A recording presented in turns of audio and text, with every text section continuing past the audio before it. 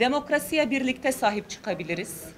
Bu otoriterleşmeye, hukuku yok sayana, anayasayı yok sayan anlayışa ve altını kalın kalın çizmek istediğim konu seçme ve seçilme hakkına, Türkiye'nin erken dönemde kazanmış olduğu seçme ve seçilme hakkını engelleyen anlayışa karşı ortak mücadeleyle, birlikte mücadele ederek, dayanışarak bizler hep birlikte kazanabiliriz.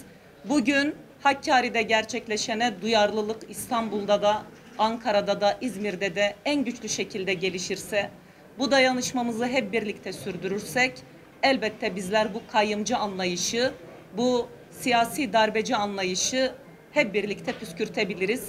Ben bir kez daha Cumhuriyet Halk Partisi heyetine, Genel Başkanları Sayın Özgür Özel'e de yaptığı açıklama, destek açıklamasından dolayı teşekkür ediyorum. Birlikte kazanacağız. Sağ olun.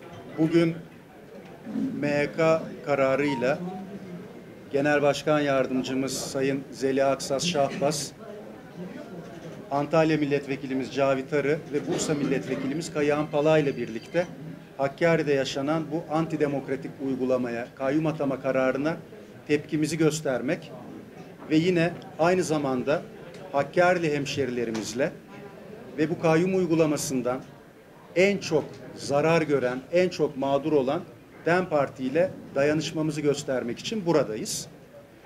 Bir takım görüşmeler yaptık, bir takım incelemelerde bulunduk, temaslarda bulunduk. Az önce Cumhuriyet Halk Partisi İl Başkanlığı'nda bir basın açıklaması yaptık. Orada detaylı olarak görüşlerimizi basınla ve kamuoyuyla paylaştık. Haksızlığa, hukuksuzluğa kim maruz kalırsa Cumhuriyet Halk Partisi onun yanında olacaktır. Kayyum uygulaması antidemokratiktir. Kayyum uygulaması anayasaya aykırıdır. Anayasadaki masumiyet karinesine aykırıdır.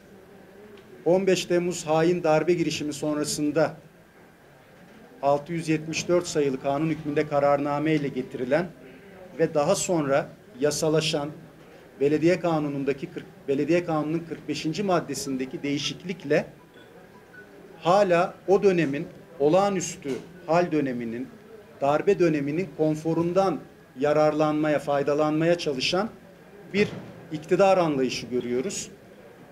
Bu antidemokratik uygulamaya karşı hem Türkiye Büyük Millet Meclisi'nde hem hukuki hem siyasi mecralarda dayanışmamızı, tepkimizi ve mücadelemizi sürdürmeye devam edeceğiz.